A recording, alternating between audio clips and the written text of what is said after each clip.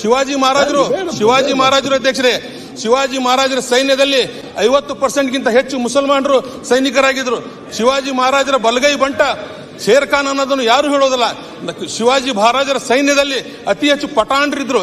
ನಾನು ಒಬ್ಬ ಪಠಾಣರ ಮಂತ್ರಿಯವನಾಗಿ ನಮ್ಮ ವಂಶಸ್ಥರು ಶಿವಾಜಿ ಮಹಾರಾಜರ ಆಪ್ತರಾಗಿದ್ರು ಅಂತ ಹೇಳಿ ಈ ಸದನದಲ್ಲಿ ಹೇಳಲಿಕ್ಕೆ ನಾನು ಬಹಳ ಅಭಿಮಾನದಿಂದ ಹೇಳಲಿಕ್ಕೆ ಬಯಸ್ತೇನೆ. ಅಧ್ಯಕ್ಷರೇ, ಮುಂದಿನ ದಿನಗಳಲ್ಲಿ ತಾವು ಸದನವನ್ನು ಒಂದು ದಿನ ಎಕ್ಸ್ಟೆಂಡ್ ಮಾಡಿ ಆದ್ರೂ ಕೂಡ ಈ ರಾಜ್ಯದ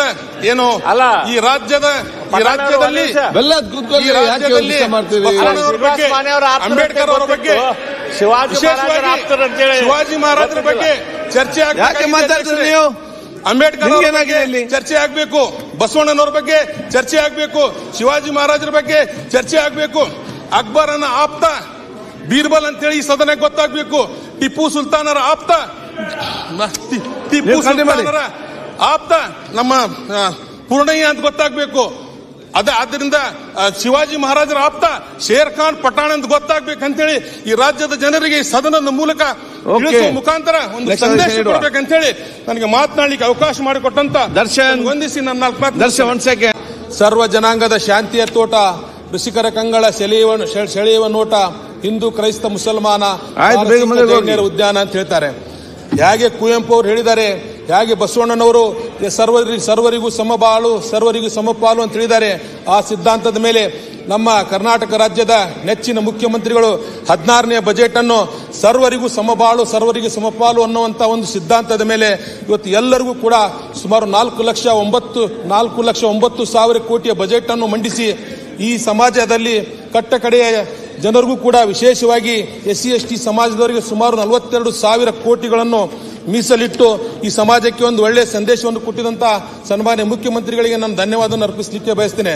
ವಿಶೇಷವಾಗಿ ನನ್ನ ವಿಧಾನಸಭಾ ಕ್ಷೇತ್ರದ ಸವಣೂರಿನ 135 ವರ್ಷದ ಹಳೆಯ ಒಂದು ತಾಲೂಕು ಆಸ್ಪತ್ರೆ ಕಟ್ಟಡವನ್ನು ಈ ಬಜೆಟ್ನಲ್ಲಿ ಅನುಮೋದನೆ ಮಾಡಿದ ಮಾನ್ಯ ಮುಖ್ಯಮಂತ್ರಿಗಳಿಗೆ ಹಾಗೂ ಆರೋಗ್ಯ ಸಚಿವರಾದಂಥ ಸನ್ಮಾನ್ಯ ದಿನೇಶ್ ಗುಂಡೂರಾವ್ ಸಾಹೇಬರಿಗೆ ನಾನು ನಮ್ಮ ವಿಧಾನಸಭಾ ಕ್ಷೇತ್ರದ ಜನರ ಪರವಾಗಿ ಈ ಸಂದರ್ಭದಲ್ಲಿ ನಾನು ಧನ್ಯವಾದವನ್ನು ಅರ್ಪಿಸಲಿಕ್ಕೆ ಬಯಸ್ತೇನೆ.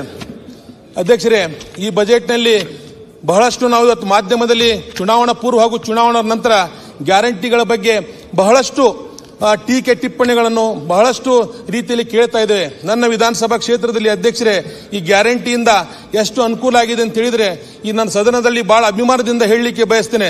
ನನ್ನ ವಿಧಾನಸಭಾ ಕ್ಷೇತ್ರದ ಕುರುಬುರಮಲ್ಲೂರು ಗ್ರಾಮದಲ್ಲಿ ಈ ಗ್ಯಾರಂಟಿ ಗೃಹಲಕ್ಷ್ಮಿ ದುಡ್ಡಿನಲ್ಲಿ ಪ್ರತಿಯೊಂದು ತಾಯಂದಿರು 1,000 ರೂಪಾಯಿ ಜಮಾ ಮಾಡಿ 3 ಲಕ್ಷ ರೂಪಾಯಿಯನ್ನು ಆ ಗ್ರಾಮ ದೇವಿಗೆ ಬಂಗಾರವನ್ನು ಉಡುಗೊರೆಯಾಗಿ ಮಾಡಿಕೊಟ್ಟಿದ್ದಾರೆ. ಅದೇ ತರ ಬೇವಿನಹಳ್ಳಿ ಗ್ರಾಮದಲ್ಲಿ ಪ್ರತಿ ಗ್ರಾಮದ ಪ್ರತಿಯೊಬ್ಬ ತಾಯಂದಿರು 2 ಲಕ್ಷ ರೂಪಾಯಿ ಜಮಾ ಮಾಡಿ ಆ ಗ್ರಾಮ ದೇವಿಗೆ ಬಂಗಾರದ ಉಡುಗೊರೆಯನ್ನು ಕೊಟ್ಟಿದ್ದಾರೆ. ಬಹಳಷ್ಟು ತಾಯಂದಿರು ಇವತ್ತು ನಾವು ಸೋಷಿಯಲ್ ಮೀಡಿಯಾದಲ್ಲಿ ನೋಡ್ತೀವಿ, ಗೃಹಲಕ್ಷ್ಮಿ ದುಡ್ಡಿನಿಂದ ಫ್ರಿಡ್ಜ್ ಅನ್ನು ಖರೀದಿ ಮಾಡಿದ್ದಾರೆ, ಗೃಹಲಕ್ಷ್ಮಿ ದುಡ್ಡಿನಿಂದ ಟ್ರೆಜರಿಯನ್ನು ಖರೀದಿ ಮಾಡಿದ್ದಾರೆ, ಗ್ಯಾರಂಟಿ ದುಡ್ಡಿನಿಂದ ಹೆಣ್ಣು ಮಕ್ಕಳು ತಮ್ಮ ಗಂಡಂದರಿಗೆ ಮೋಟಾರ್ ಸೈಕಲ್ ಅನ್ನು ಕೊಡಿಸಿದ್ದಾರೆ, ಟಿವಿಯನ್ನು ತಂದಿದ್ದಾರೆ. ವಿಶೇಷವಾಗಿ ಮಾನ್ಯ ಮುಖ್ಯಮಂತ್ರಿಗಳು ಸನ್ಮಾನ ಮಾಡಿದ್ರು. ನೀರಲ್ಗಿ ಗ್ರಾಮ ಅಂತ ಹೇಳಿ ನನ್ನ ವಿಧಾನಸಭಾ ಕ್ಷೇತ್ರದಲ್ಲಿ ಇದೆ.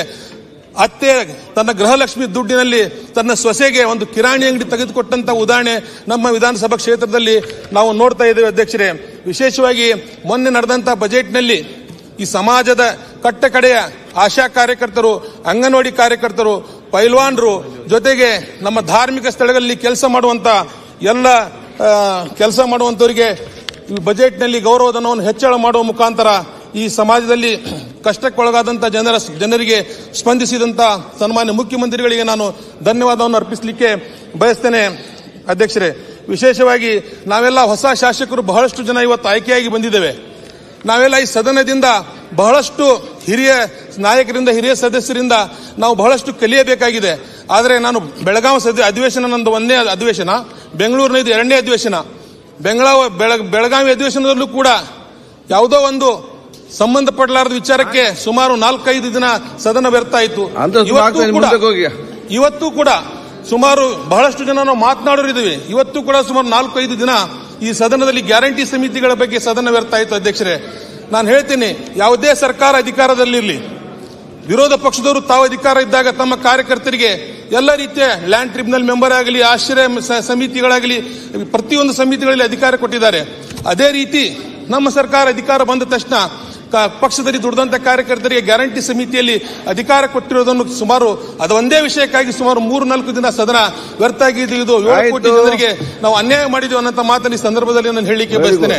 2023ರಲ್ಲಿ ನನ್ನ ಶಿಗ್ಗಾಂವ ಸೋಂದೂರು ವಿಧಾನಸಭಾ ಕ್ಷೇತ್ರದಲ್ಲಿ 100ಕ್ಕಿಂತ ಹೆಚ್ಚು ಡೈರೆಕ್ಟರ್ಗಳು, 4-5 ಬೋರ್ಡ್ ಚೇರ್ಮನ್ಗಳು ಎಲ್ಲೇ ನೋಡಿದ್ರು ಬರೀ ಸರ್ಕಾರದ ಪ್ರತಿನಿಧಿಗಳೇ ಕಾಣ್ತಾ ಇದ್ರು ನನ್ನ ವಿಧಾನಸಭಾ ಕ್ಷೇತ್ರದಲ್ಲಿ.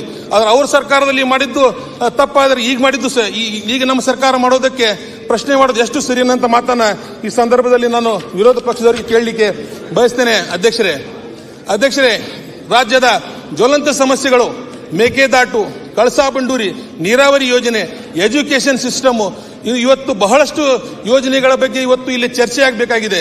ಆದರೆ ಇವತ್ತು ಖೇದಕರ ಸಂಗತಿ ಅಂತ ಹೇಳಿದ್ರೆ ಯಾವ ವಿಚಾರಗಳ ಬಗ್ಗೆ ಚರ್ಚೆ ಆಗಬೇಕು ಆ ವಿಚಾರಗಳ ಬಗ್ಗೆ ಚರ್ಚೆ ಆಗ್ತಾ ಇಲ್ಲ.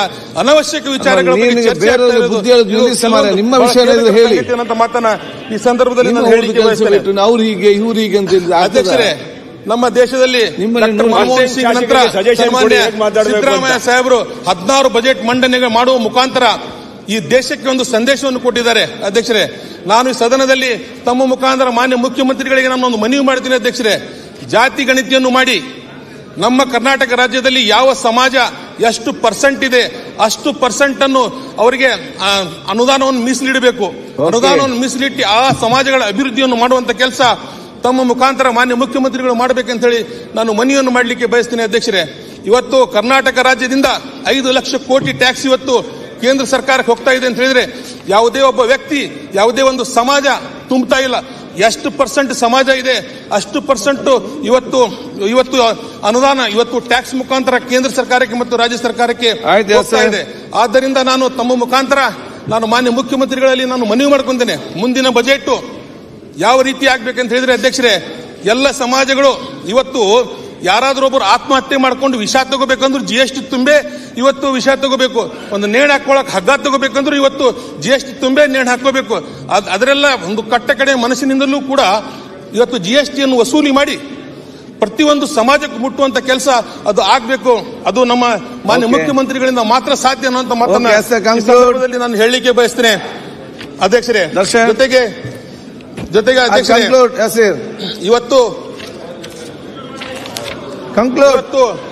ಇವತ್ತು ಮನೆ ಕಟ್ಟಬೇಕಾದ್ರೆ 28% ಟ್ಯಾಕ್ಸ್ ಕಟ್ಟಬೇಕು. ಅಧ್ಯಕ್ಷರೇ, ಇವತ್ತು ಬಡವರಿಂದ ಹಿಡಿದು ಶ್ರೀಮಂತರವರೆಗೆ ಪ್ರತಿಯೊಂದು ವರ್ಗದವರು ಕೂಡ ಇವತ್ತು GST ಕಟ್ಟುವಂತ ಕೆಲಸ ಮಾಡ್ತಾ ಇದ್ದಾರೆ.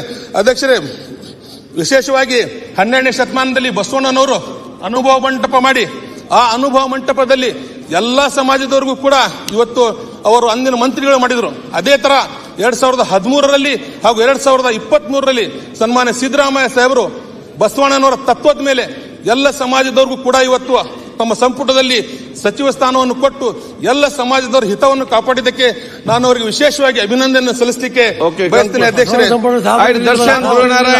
ಇವತ್ತು ನಮ್ಮ ಸದನ ಸೋಷಿಯಲ್ ಮೀಡಿಯಾನು ಕೂಡ ಇವತ್ತು ದುರುಪಯೋಗ ಆಗ್ತಾ ಇದೆ, ವೇದಿಕೆಗಳು ಕೂಡ ಇವತ್ತು ದುರುಪಯೋಗ ಆಗ್ತಾ ಇದೆ.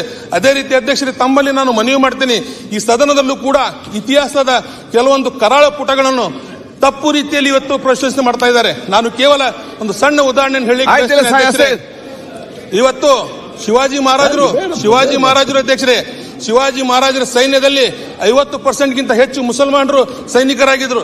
ಶಿವಾಜಿ ಮಹಾರಾಜರ ಬಲಗೈ ಬಂಟ ಶೇರ್ ಖಾನ್ ಅನ್ನೋದನ್ನು ಯಾರು ಹೇಳೋದಿಲ್ಲ. ಶಿವಾಜಿ ಮಹಾರಾಜರ ಸೈನ್ಯದಲ್ಲಿ ಅತಿ ಹೆಚ್ಚು ಪಠಾಣರಿದ್ರು. ನಾನು ಒಬ್ಬ ಪಠಾಣರ ಮಂತ್ರಿಯವನಾಗಿ ನಮ್ಮ ವಂಶಸ್ಥರು ಶಿವಾಜಿ ಮಹಾರಾಜರ ಆಪ್ತರಾಗಿದ್ರು ಅಂತ ಹೇಳಿ ಈ ಸದನದಲ್ಲಿ ಹೇಳಲಿಕ್ಕೆ ನಾನು ಬಹಳ ಅಭಿಮಾನದಿಂದ ಹೇಳಲಿಕ್ಕೆ ಬಯಸ್ತೇನೆ. ಅಧ್ಯಕ್ಷರೇ, ಮುಂದಿನ ದಿನಗಳಲ್ಲಿ ತಾವು ಸದನವನ್ನು ಒಂದು ದಿನ ಎಕ್ಸ್ಟೆಂಡ್ ಮಾಡಿ ಆದ್ರೂ ಕೂಡ ಈ ರಾಜ್ಯದಲ್ಲಿ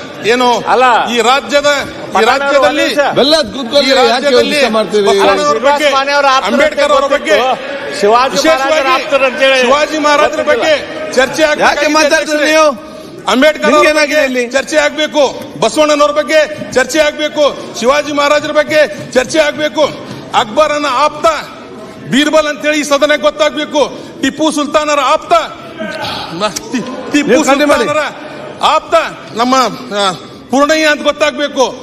ಆದ್ದರಿಂದ ಶಿವಾಜಿ ಮಹಾರಾಜರ ಆಪ್ತ ಶೇರ್ ಖಾನ್ ಪಠಾಣ್ ಅಂತ ಗೊತ್ತಾಗ್ಬೇಕಂತೇಳಿ ಈ ರಾಜ್ಯದ ಜನರಿಗೆ ಈ ಸದನದ ಮೂಲಕ ಮುಖಾಂತರ ಒಂದು ಸಂದೇಶ ಕೊಡ್ಬೇಕಂತೇಳಿ ನನಗೆ ಮಾತನಾಡಲಿಕ್ಕೆ ಅವಕಾಶ ಮಾಡಿಕೊಟ್ಟಂತ ವಂದಿಸಿ ನನ್ನ 4